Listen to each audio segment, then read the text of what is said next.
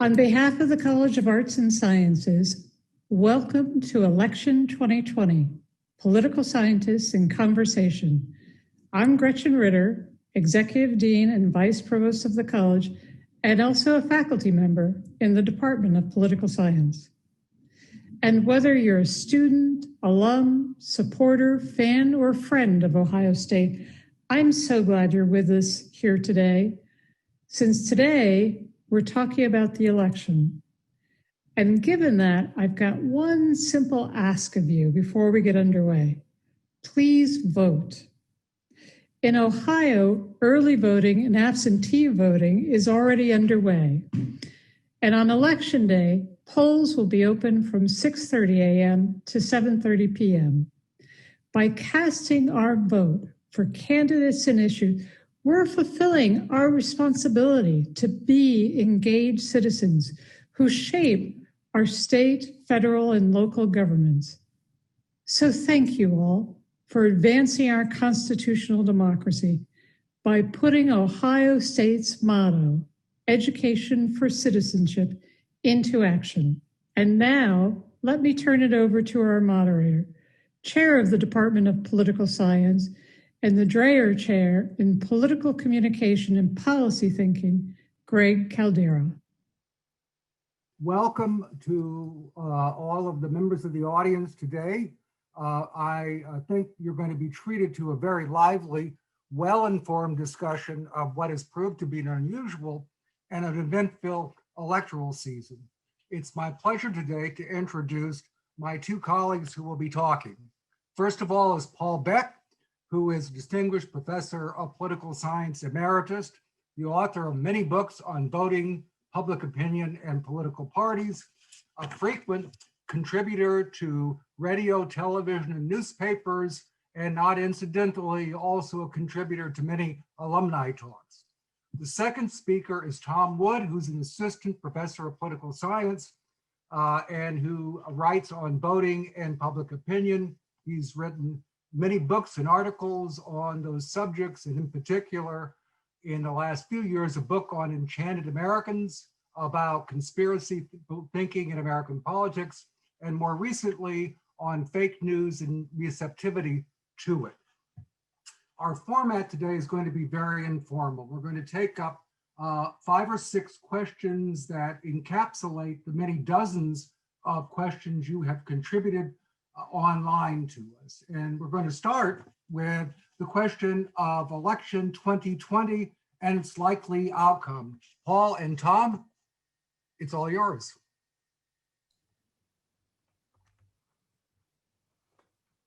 Tom? Paul? Oh, sure.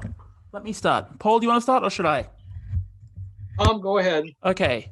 Thank you all for joining us. It's lovely to do these talks. It's a reminder of just how many people are in the Ohio State community. It's folks in many walks of life. So thank you all for attending and for subjecting yourself to an hour or so of what college is like. While we will subject you to a little bit of college, we will only subject you to 1 slide each. That was the rule that the alumni office very forcefully required of us. And so asking a political scientist to choose between slides is akin to asking a parent to choose between children. But Paul and I have made 1 slide each, and I will share my one and only slide with you guys right now. And all I hope to motivate with the conversation about this slide is that it has been a remarkably stable election. And whilst I agree this is a very tumultuous time to be an American, and those of us who read a bunch of history struggle to find a moment in the 20th century or 21st century which has been as tumultuous as this year in dealing with a viral pandemic, the polling reveals quite a different story, wherein it's been remarkably stable, in fact. And so what we're doing here is I've taken every national poll where the top line results have been released to the press. The red time series, of course, reports the Trump polling. The blue time series reports the Biden polling. And then to get around this availability bias, which psychologists reveal is a problem when we try to cast our minds back and think, well, what were the turning points in this election? That process of just informally trying to think back has this biasing quality of we only tend to recall those events that corresponded with a shift in the polling. And so to get around that potential bias, I've gone and scraped from Wikipedia. They have this 2020 in America where the Wikipedia editors rank every story which they regard as historically or at least politically significant over the course of the year. And it reveals that, in fact, many events which on their face might have appeared significant at the moment have been fairly non-consequential when it comes to changing the way the American electorate conceives of this race. Biden's polling, poll has the memorable turn of phrase that the two-time series are akin to an alligator opening its mouth, wherein Trump's polling has basically been unmoved in the low 40s, and Biden's polling, especially from the point at which he becomes the nominee in the early parts of April, has been to steadily accrue more and more support from the mid-40s to the low 50s today. And this time series should provide you some assurance if you're concerned about the opportunities for the election to swing dramatically in the last 2 or so weeks between now and for election day. You should maybe have some confidence that it's unlikely that will take place, wherein a lot of very consequential events have happened just over the last calendar year with nary a apparent response from the American electorate. Paul, do you want to show your slide? Sure. What I wanted to do was to really bring things pretty much up to date and to compare what's happened in recent polls nationwide, and these are nationwide data, what is showing in recent polls with what happened 4 years ago in the polls that were taken and reported right after Election Day itself, the so-called exit polls. And the comparison is important among various groups because what it shows is that in virtually every group that is described in the polling results, you see that the Democrats are doing better. Biden, of course, in 2020 is doing considerably better than Hillary Clinton did in 2016. If you read down near the bottom of that particular figure, you'll see a total, and that shows that about 7 to 8% of people were more likely to favor Biden than they had favored Hillary Clinton back 4 years ago. And then the other ones show the growth in support for the Democratic nominee in 2020. Whites with a college degree are considerably more likely to at least show a preference for Biden at this particular point in the campaign. And the point is about 2 weeks ago, actually, and it comes from an NPR Marist poll. There are other polls as well. They're all pretty much showing the same thing. So it's white college-educated people are much more likely to vote Democratic in 2020 than they were back in 2016. That's particularly true among women who have college degrees. That's the second line or the second row. They're independents, considerably more likely by 15% to want to cast a vote for Biden in 2020 than they were for Clinton back in 2016. By the way, talking about independents, Trump won them almost 2-1 in 2016. He's going to lose them by almost that same figure in 2020 if these particular polls turn out to be a reliable barometer of what's going to happen in the election itself. Whites are more likely to vote Democratic this year. Even whites and white women without a BA are more likely to be in the Democratic camp this year. Suburbanites also, I can kind of walk my way through this. Older voters were very much inclined to vote for Trump in 2016. They are much more inclined, in fact, a majority of them say they're going to vote for Biden in 2020. White evangelicals still overwhelmingly supportive of President Trump. But many more of them are going to vote Democratic in 2020. Same is true of veterans, rural areas. And again, I could go through all of this. I will not. There are two anomalies here, maybe. One is that people who are Republicans, have a Republican Party identification, are slightly less likely to vote Democratic, so they say, at this point in the campaign, than they were back in 2016. But that's a very small number, and we're talking about a percentage of them that is, I think, 8%. So there's a very small base there. The other interesting figure has to do with Black Americans. And again, these are nationwide data. Black Americans are less likely to vote for the Democratic candidate Biden in 2020 than they were to vote for Clinton in 2016. I think that's an anomaly for two reasons. One is they're a small group. If you use what the pollsters talk about as sampling error, it's plus or minus 10% for the size of this group. And so if it's plus or minus 10%, it could easily erase that negative figure there. And also, a lot of them are saying that they are right now undecided. I think most of those will go in the direction of Biden in 2020, though, of course, we're not going to know this for sure. Okay, I'm done with this slide. Let me go on to, while I have you, make another point here. And that is that these are national data. I would love to have been able to show something for Ohio itself. But the truth is there aren't really good polls there that have a nice breakdown by group. And so I've refrained from doing that. Maybe probably later today, we will get a poll that shows Ohio and I'll be able to make those comparisons. Where I can make comparisons, it shows that the Ohio results by these various groups, at least the ones that I can follow, aren't much different than the national figures. The composition of the Ohio electorate is different from the composition of the national electorate, and that can make some difference. But you'll remember that Biden, or excuse me, that Trump in 2016 won Ohio by 8%.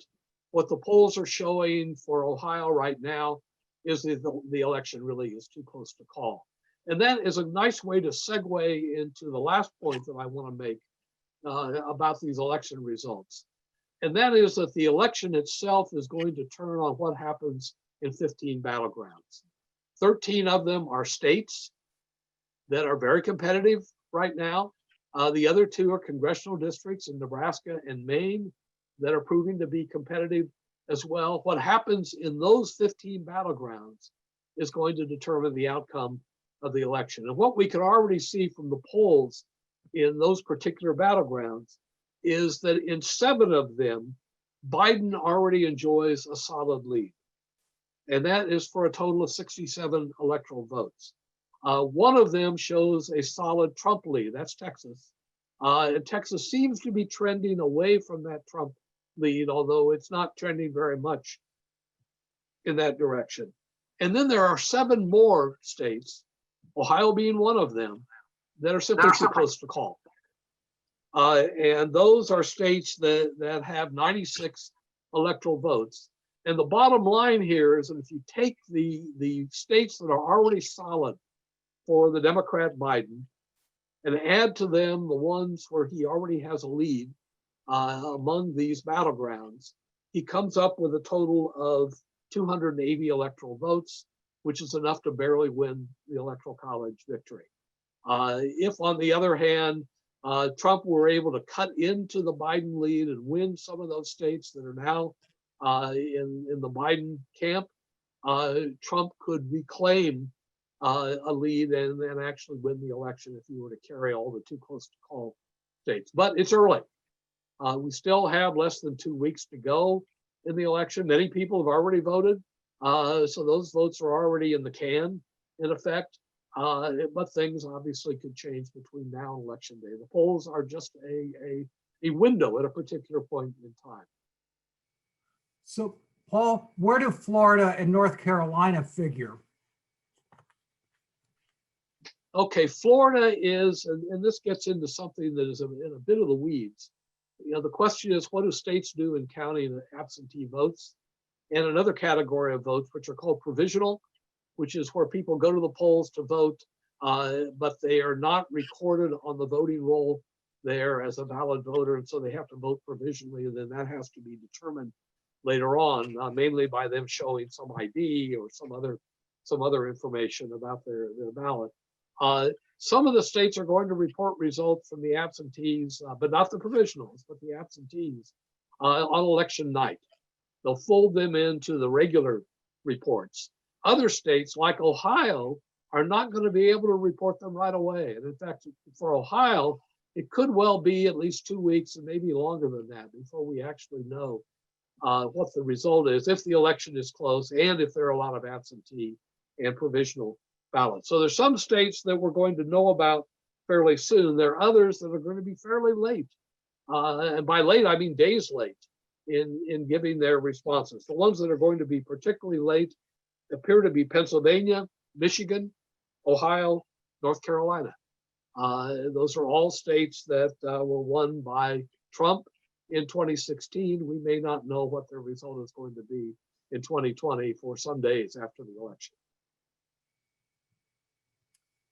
Tom, well, and I guess Paul too, on election night, what state should we watch for as early indicators if they get called or not? There are two public groups doing really impressive simulation work on the available polling and trying to make an inference from historical data between comparing polls and elections. That's Elliot Morris at The Economist and Nate Silver at 538. Of course, Nate Silver famous now. And they're in broad agreement. There's kinds of states which are very likely to be tipping points. That is the states where the margin will be the smallest, and their provision of electoral college votes will prove pivotal.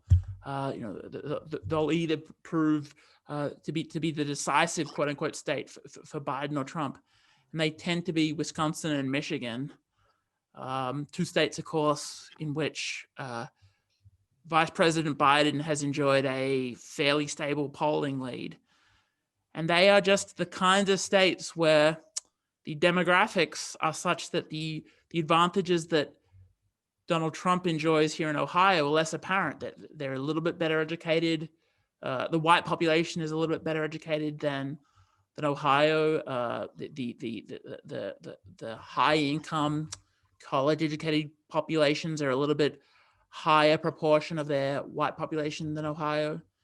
So if it is the case that those two states are quite quickly called for Joe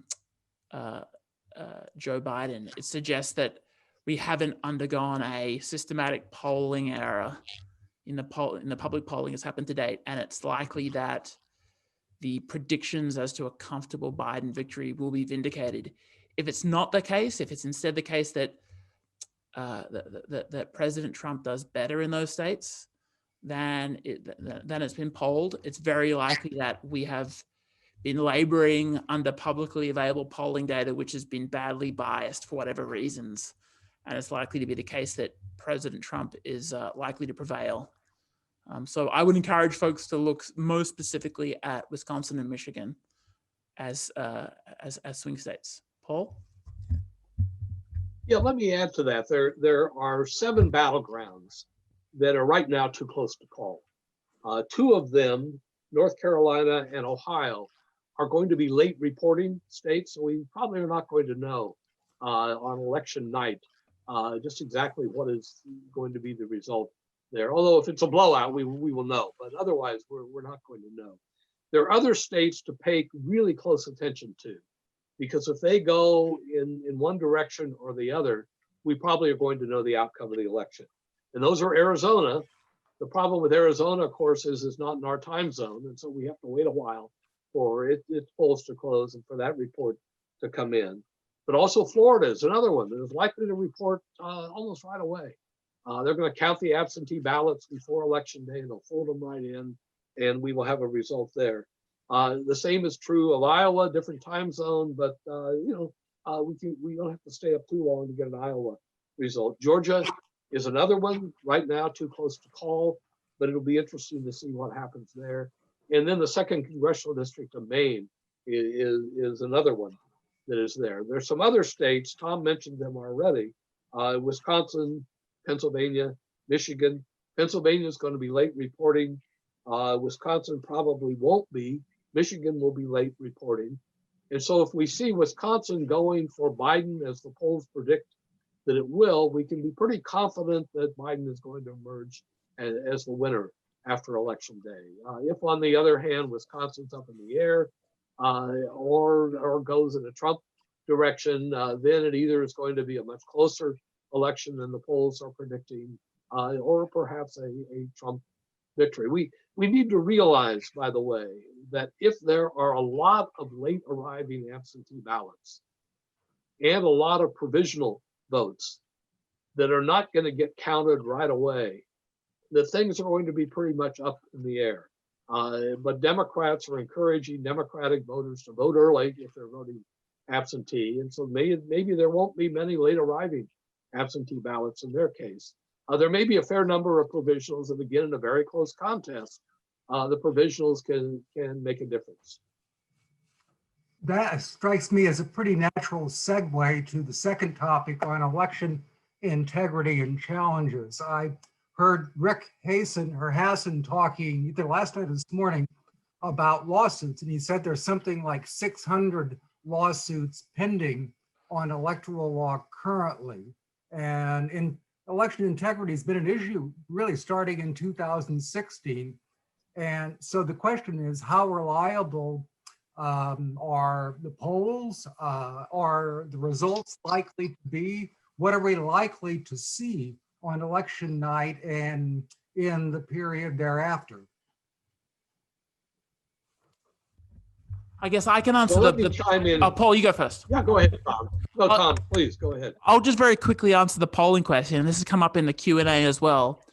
It's something of a misnomer that the polling was particularly bad in 2016, insofar as the national polls were the average of the national polls. And I encourage you guys, as soon as this is open, is over, go ahead and click through to Real Clear Politics, and they've posted all the 2016 polls and the average and the outcomes at the national level.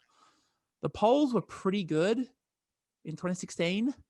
The polls, the inference we made from those polls was fairly sort of suspect. The folks who built prediction models from the polling did fairly badly. But if you want to look at places where polling sort of collapsed and provided no guidance to the electorate or the political elites, check out like the polling in recent UK general elections. Look at like the polling around the Brexit vote.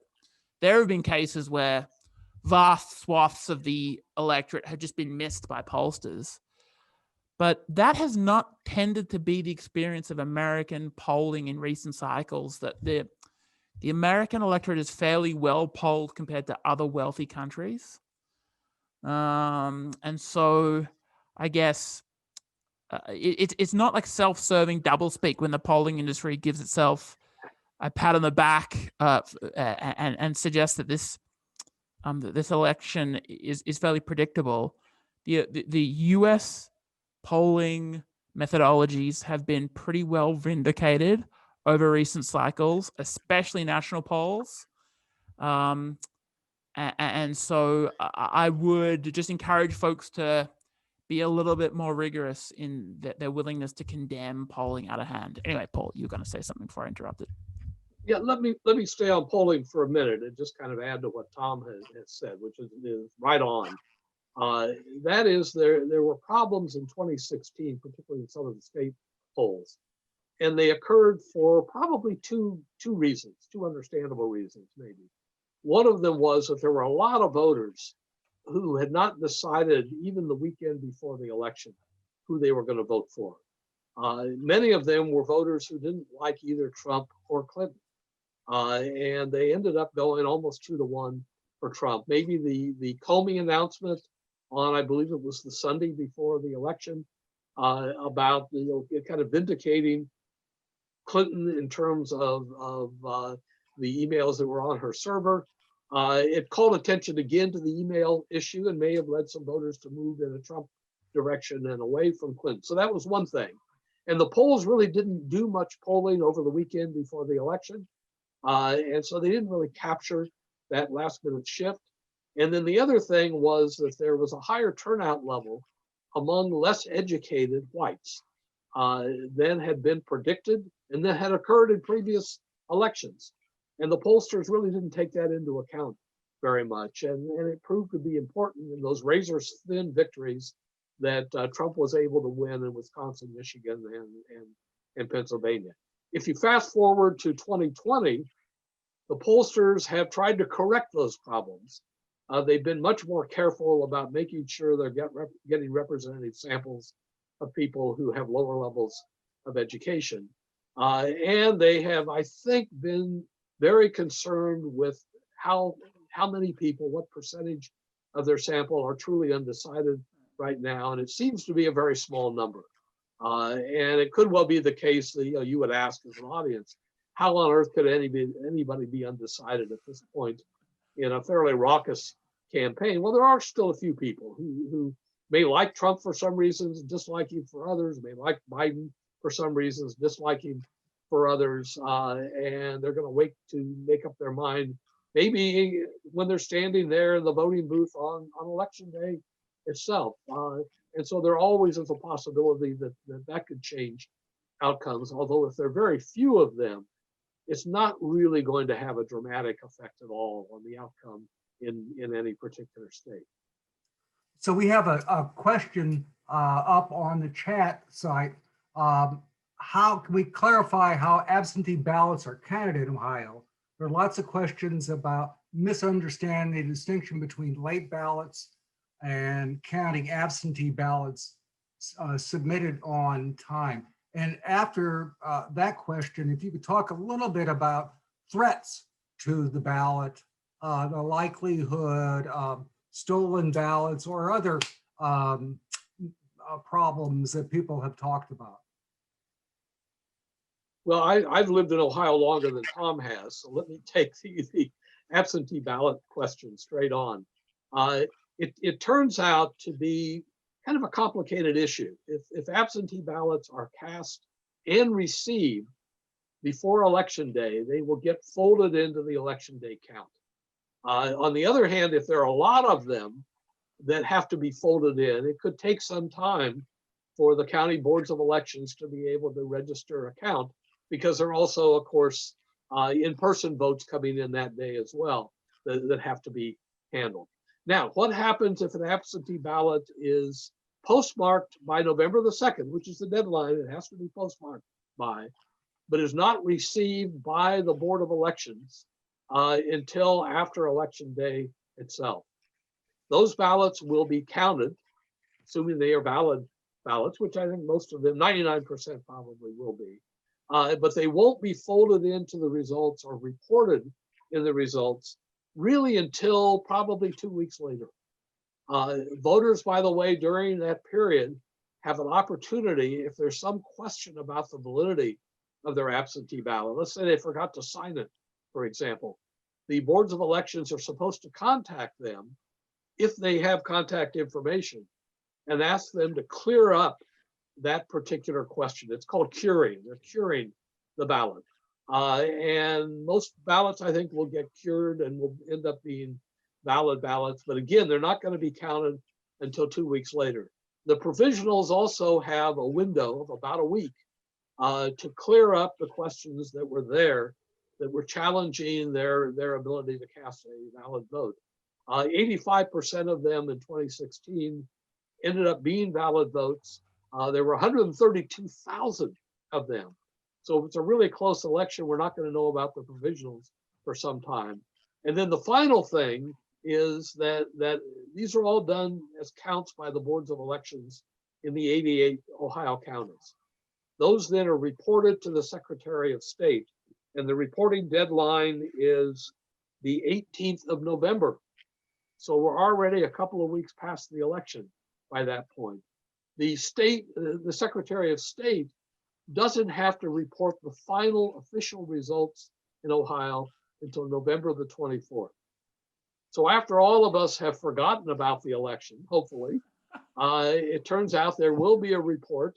And the report conceivably, if there are more Democratic absentee ballots cast than Republican absentee ballots cast, and it looked like Trump was ahead on election day or election night, they could reverse the result of that election. And that becomes, of course, a point of contention, as we've already seen in various comments that have been made on the electoral process itself. The other thing to note goes back, Greg, to the original point that you were making about what Rick Hassan said, is that there are lawsuits in virtually every state that are challenging the rules for absentee ballots, for provisional ballots, for how ballots are counted, for who is eligible to vote. Many of these have already been resolved, but some of them are still unresolved. And some won't be resolved, I don't think, until after the election itself. It's a mess, in other words. There's all kinds of litigation out there. And what's been happening apparently is that when the litigation is filed in federal courts, the lower level federal courts, the district courts, have been favoring the Democrats' pleas or the Democrats' side. When it gets to the appellate courts, which have been heavily staffed in recent years by Trump appointees, that result has been turned around. And so we're seeing kind of a back and forth in the federal system. Of course, some of these are things that are going to be filed, litigation will be filed in the state courts as well. So the bottom line here is it's a very messy process. I've been maintaining or trying to maintain a spreadsheet just for the battleground states that tries to show you what's going on in terms of all of these electoral rules. And every day I have to update it because something new has changed. Just today I got a new report from the state of North Carolina that they now will have 9 days to be able to look at the results of absentee ballots, whereas before it would have been 3 days. Tom, anything on that? Yeah, in terms of integrity, of course, I defer entirely to Paul. He understands the minutiae of Ohio law. He's really like a renowned expert at this. I would just say the other part of the threats to the integrity of the election that I've seen a ton of speculation about online is this concern that foreign cyber attacks might go ahead and bespoil the process of counting. Not an expert, not a computer scientist, but I would just say the less alarmist interpretation of that threat turns on the incredible variety in counting machinery used by the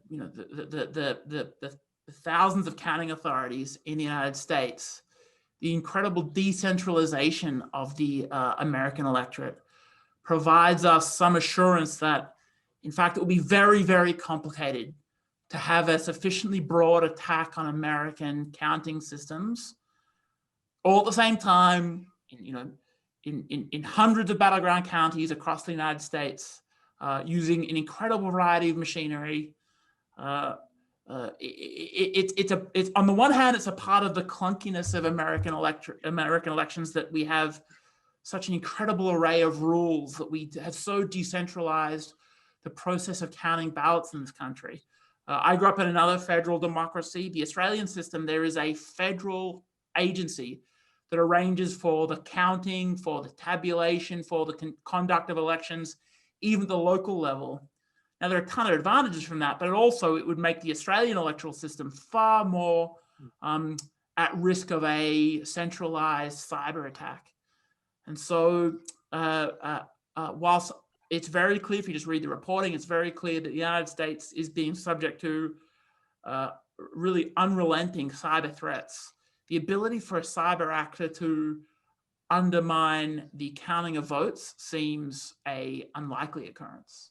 So the utter incomprehensibility of the system works in our favor. Yeah, it's like weirdly, yes, and especially because if you've lived in different parts of the United States and voted, as I have had the opportunity to do, the variety in machinery, even places which regard, we are a modern county and we use touchscreen voting, just the sheer variety of these different machines would make them very, very difficult to assail from a bad faith actor, just because There's no one machine. There's incredible variety. So my sense That's an is, important point to make, and let me just add a couple of things to that. One is that these boards of elections in the various counties across this country are bipartisan. So we are basically giving each party the opportunity to look over the shoulder of the other party and to make sure that the counts are, as far as they can tell, valid and reliable counts. The other thing, and it's a bit of an anomaly, we've talked a lot about Wisconsin. In Wisconsin, it's the municipalities and the townships that run the elections, not the counties. And so we're talking about hundreds upon hundreds of different operations there, each done, as Tom is suggesting, according to somewhat different practices and rules. And these, of course, are human beings who often are engaged in overseeing the counts, and they can make mistakes. We just read today, I think it was, maybe yesterday, that there are some counties in Ohio where the vendor who was supposed to provide the ballots was unable to handle the demand for absentee ballots. And so they haven't yet provided the ballots in Summit County, and I think there was another county there. And so this kind of prolongs the wait for people before they get their absentee ballot and can cast that ballot in time for the election itself. my sense is, and you're the expert, so you can provide some real information, that the presidential ballot and outcome is probably more secure and more resistant to manipulation by ballot stuffing or other historic shenanigans that historically we know about than ever before. Am I right or wrong? I think that's right, actually. Historically, the party machines that were kind of controlling the counting in southern counties as well as Cook County, Illinois, perhaps, cared the most about down ballot races. That's where their bread and butter was. They cared much less about presidential races. Most of that chicanery, I think, is gone now. There are other things. There are a lot of disputes over both who is eligible to vote as well as to how the votes are going to be counted once they come in that persist and make, I think, 2020 a particularly contentious year. But I think that we probably are in better shape in terms of the lack of widespread fraud than we perhaps ever been. Tom? Yeah, it's hard for for folks just sitting home watching on TV. I sometimes worry that it's hard to pass all the competing claims about the prevalence of voter fraud. The way that political scientists tend to think about voter fraud is that in-person voter fraud is a bit different to other crimes. Like if we set up a scheme to capture people's credit card numbers, every additional credit card number we scoop via some illicit process is fiscally, like, redounds to our advantage. Like every time we do the scheme, we're making more money from our criminal enterprise. In-person voter fraud in a US election is such a daunting prospect, because to shift, to be pivotal, to move how the election would otherwise go, we'd have to do it so many times, enlist so many people, and the financial rewards are so meager that it doesn't seem like a very sensible criminal enterprise. I mean, you contrast them to things like, I don't know, credit card fraud or online schemes to steal people's identities. And so if you think about the opportunity to conduct the crime from the prospect of the criminal and the way that she can use her opportunity to maximize utility, in-person voter fraud doesn't seem like much of a criminal enterprise from their perspective. That's exactly right. And of course, people get caught in the rare instances where they have committed voter fraud. They get caught and prosecuted. Right. There was a famous case, I think it was 2016 in Ohio, where a nun of all people had been campaigning for one of the candidates, for Hillary Clinton, I believe it was, and decided that Hillary Clinton was such a good candidate that she ought to vote for her, and did, but she didn't live in Ohio. And she got caught and indeed was prosecuted. Or the famous example that I used to use in class when I lived in Florida some decades ago, there was a neighbor who told me at a neighborhood party that he voted in both Ohio, which is where he was from, and Florida, which is where he currently lived. And I remember saying to him, well, that's illegal. And he said, yeah, but they never check. And I own a house in Florida. I own a house in Ohio. I pay my taxes, property taxes in both states. I don't pay an income tax in Florida, which is why I'm here. So there's some of that going on, but Ohio and Florida now reciprocate with one another. They double check to make sure that somebody isn't voting in both states. Next topic, the political polarization has been evident in American politics for 2 or 3 decades now, and certainly clearer and more severe, if that's possible, in recent years. What are the implications of the polarization and the future of the parties in say, a post-Trump era?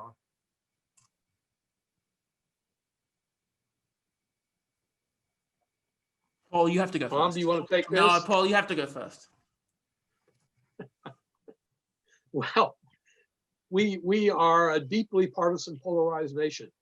And you see that clearly in 2020, but it's been there for a long time. Going maybe all the way back to the 1980s, when Newt Gingrich in particular wanted to polarize the electorate because he felt that was the only way that his party, the Republican Party, was going to gain a hold or get majorities in the House of Representatives. And it proved to be prophetic. So we're highly polarized. You can see that in the polls, that partisans, people who think of themselves as either Democrats or Republicans, are very much inclined to vote for the candidate of their own party. And we're talking about percentages in the 90s. But there are a lot of people who aren't partisans, so-called independents, who are in the middle, who kind of go back and forth there, who I think probably are dismayed by the amount of partisanship. Their feeling is, why can't these guys just get together and get some things done in Congress or elsewhere? Why are they always shouting and fighting with each other? It makes them, I think, less inclined to think well of the political scene. On the other hand, the partisans still tend to dominate. And this, by the way, is seen in a way that I think is important to realize. And it's in terms of whether third parties can develop in the United States, particularly around presidential elections. I think that Donald Trump was exactly right, thinking in 2016 that he was far better off running as a Republican nominee than as an independent candidate. And he had talked about running as an independent, but he decided not to do that because if he's the Republican nominee, he starts out with a big prize. He gets all the Republican voters. And they were going to vote for him, and they did, almost all of them in the 2016 election. And they will again, probably 88 to 90% of them in 2020. So I would first encourage everybody to listen when a scholar of polls, renown, talks about the American party system. It's very, very important. I have just a little sort of addendum to Paul's point on the behavioral side of politics. A lot of the things that the American public complains about, or like students in a lecture on American politics complain about when they say polarization, if you scratch off the top, I think they really mean gridlock. I think there's concern that big national projects of reform, whether on the left or the right, haven't happened. But then they are quite happy being very committed Democrats or very committed Republicans. Polarization is also most apparent among the folks who have the highest levels of educational attainment. So among college-educated people, college-educated Republicans, college-educated Democrats, the stock of preferences, the stock of in-party preferences are very, very high. They also tend to be the folks who are lowest on the level of racial animus, most democratically tolerant, most affirming of democratic norms, most sort of affirming about the importance of having a racially inclusive society, all these other small d democratic things we regard as very important. So on a behavioral basis, polarization seems like a pretty good deal to have. Unfortunately, I know it sounds weird to say that, just because the kinds of people who are most polarized and have the strongest preference for their political party also tend to be the people who have the healthiest small d democratic attitudes and highest incomes and best educated and all those sorts of things. So, gosh, I don't know if I don't know if polarization is necessarily a problem. I think if you scratch beneath the surface, most people resent that big projects of political reform and big projects of national reform and either left or right haven't taken place, and they blame polarization. It may be best to say that too much polarization, when it leads to dysfunctionality, when the parties are so busy fighting with one another, let's say in Congress, and don't want to give any opportunity to the other side or to compromise on issues, that leads to dysfunctionality, and most of us see that and worry about that. On the other hand, polarization is natural in the democratic political system. People are on different sides; they have different perspectives on issues, different ideas about what government should be doing. We kind of fight that out in the electoral process, in effect. And so one would want polarization in some ways. If you can imagine an electorate where nobody has strong party feelings at all, and it's just saying, whatever, then that wouldn't be a very well-functioning democratic system, I'm afraid. Greg, can I just say one more thing? Yes, please. So I see this raised in the Q&A a bunch. When a political scientist talks about a voter's education, they're not trying to cast aspersions. They're simply making a demographic inference from the empirical data that is presented in polling. And so when we say less well-educated, more well-educated, we are making no normative judgment. We are just referring to the evidence as it emerges from survey research on voters. And so we intend no critical tone. We talk about voters with lower or higher educational attainment. It is simply a scientific statement about the empirical evidence. So post-election, depending on who wins, the question is going to be, what will the Democratic Party do in a post-Biden era, or the Republican Party if Trump loses in a post-Trump era? What are the parties likely to change in their behavior?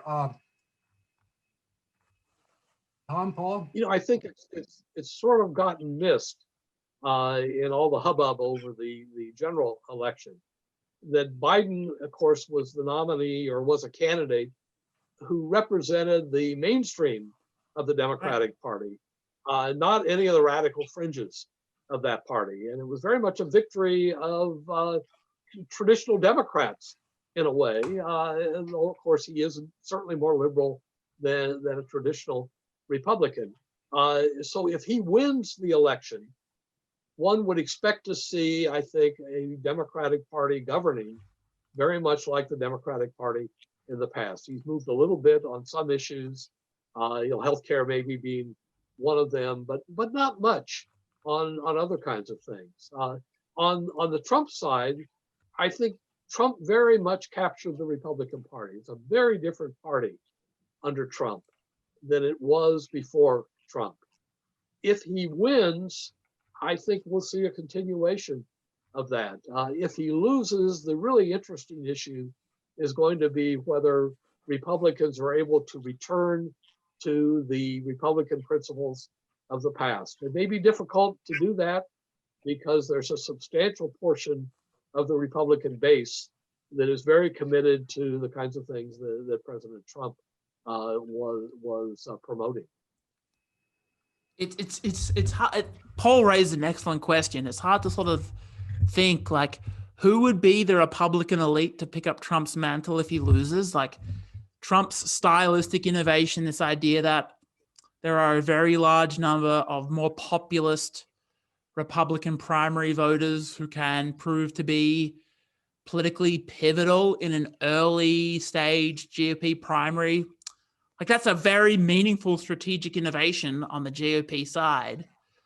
But I just don't know that the particular combination of Trump's political skills will necessarily present, especially among folks who've gone through the process of previously running for office. And so, I mean, but the downside to this sort of speculation, of course, is that nobody would have expected Trump to be in a position to pick up the political mantle in 2012 following Mitt Romney's defeat. So I think we have to be intellectually humble and admit that this is a deeply uncertain process.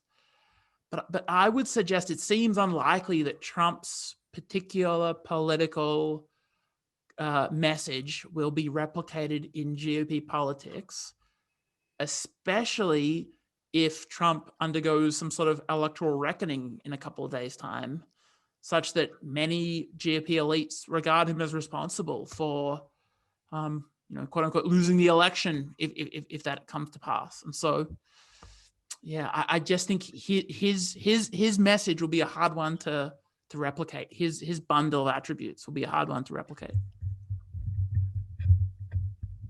Well, so we have about 9 or 10 minutes. I think it would be a good idea to pivot to the policy consequences of the electorate. We have a whole bunch of issues that are up in the air, the healthcare, the Supreme Court, a variety of other ones that are likely to be subject of struggle. Can you two speculate in an informed way about what the consequences are of the two potential outcomes? I would encourage folks to look at the things that Joe Biden has undertaken to do in his first term. It's not received much commentary, but he has reflected the leftward movement in the modern Democratic Party. He has undertaken to do a very large suite of things that Democrats on the left side of the national Democratic political movement have been speaking about. Low or no cost state college, a federal public health insurance option, massive expansion on federal spending to redress climate change, a huge leftward movement in the rate of in the design of the American income tax and corporate tax system and capital gains tax system. Those things are broadly popular, especially among Democrats. Of course, it's uncertain as to how much will actually get done after an elected President Biden engages with whomever's left standing in Congress.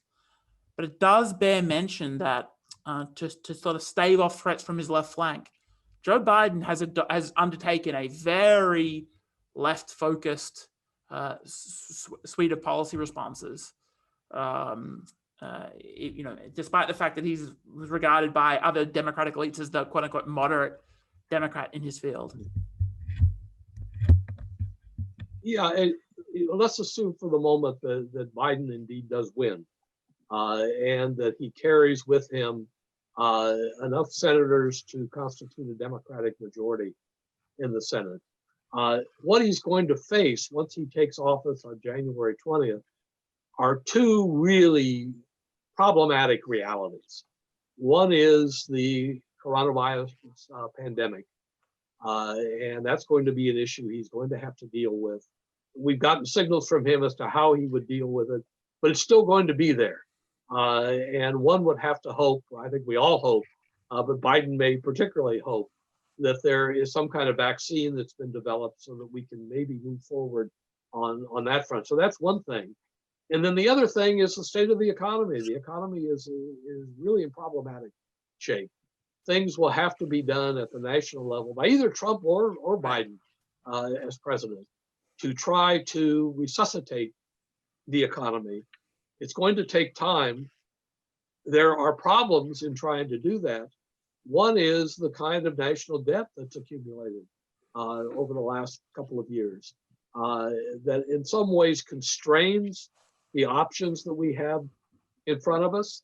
And so that'll have to be dealt with in one way or another. Biden's proposal is to raise taxes on people, what is it, over 400,000 in income, and to raise the capital gains tax to some way midway between what it is now in what it was before the tax reform of a couple of years ago. But there's going to have to be more federal revenue coming in. And of course, the states and localities are going to be in awful shape. We haven't seen that second shoe drop yet in terms of cutbacks in services at the state and local level. And so those are things that Biden is going to have to deal with.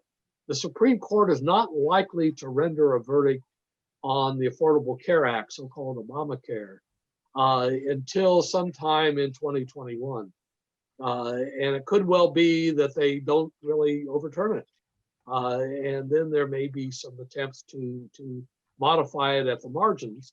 If they do overturn it, I think it'll be on the top of the agenda for the Democrats, assuming they control the Senate, to try to replace Obamacare with something else. If the Republicans still control the Senate, I think we'll see the same kind of fighting that has gone on in the last few months over both stimulus in an economic sense, as well as the Affordable Care Act. So isn't, as a practical matter, Tom's talking about the leftward agenda Biden has outlined in response to the left of the party. Isn't the practical constraint whoever is the 50th or 51st senator, whether it be Joe Manchin or a senator from North Carolina, Montana, who is unlikely to be willing to sign on to a whole laundry list of those initiatives? Well, maybe that's a statement. I think Greg is right that, at best, the Democrats could end up with 51, 52, 53 Democrats, a majority of the Senate, not enough of a majority to overcome a Republican filibuster, which would be sure to come. The Democrats might decide that they want to just scrap the filibuster, which they could do, although there will be many Democrats, Democratic senators who won't want to go that far and will say, well, yeah, we got rid of the filibuster before, and look what's happened in terms of the confirmation of justices for the Supreme Court. We probably shouldn't have done that. So I think that's something that'll be really interesting to see going forward after January 3rd in the Senate of the U.S. So we're running. Go ahead, Tom. Well, I would just say it's fascinating. It hasn't been raised, I think, but what would a second Trump term indicate? Like, what would Trump's policy priorities be? It's remarkable how uncertain that question is. He seems to have set aside his intent to spend political capital to engage in virus mitigation, other than spend federal money to move quickly to vaccines. Yeah, it's remarkable how uncertain a second Trump term would be, insofar as like the kind of policy agenda that he's laid out. So we have about 45. Probably more. I was just going to say probably more of the same. Right. More deregulation. Right. Probably an attempt, and he's already said this, to lower taxes. Maybe for the middle class this time. He, though, on the other hand, seems to not worry about spending. And that's something that worries traditional Republicans a lot, that he would commit maybe to infrastructure reform. He's quite willing to spend big in terms of the stimulus package, though he and the Democrats disagree as to exactly what ought to be in that. So we're running out of time. Tom and Paul, do you have a few words of wisdom to wrap up with? Paul first, and then Tom. Well, maybe just a couple of things. One is that there's been a lot of concern this year over the state of policing. And yet that in some ways is getting lost in this dialogue between Trump and Biden. I think Biden, if elected president, and if there's a Democratic Senate, we'll come back to that, and we'll see some policing reform, although there's very little that can be done at the national level. I think we will see more action at the state and local level. It'll be interesting to see what happens with that. And then, of course, overarching everything, if Trump is reelected as president, is what does the Republican Party look like going forward? Who emerges as the likely heir apparent? to Trump? And is it going to be people who are kind of in the Tea Party mode, which started all of this in some ways? Or is it going to be people who are more traditional Republicans? And that'll be something to watch. Tom? Just to say that Dean Ritter's recommendation that you all go and vote. That's a very good advice. And thank you for coming and attending. Yeah, thank you, Paul. Thank you, Tom. Vote, vote, vote. Thanks to all the audience and have a wonderful rest of your day. Thank you.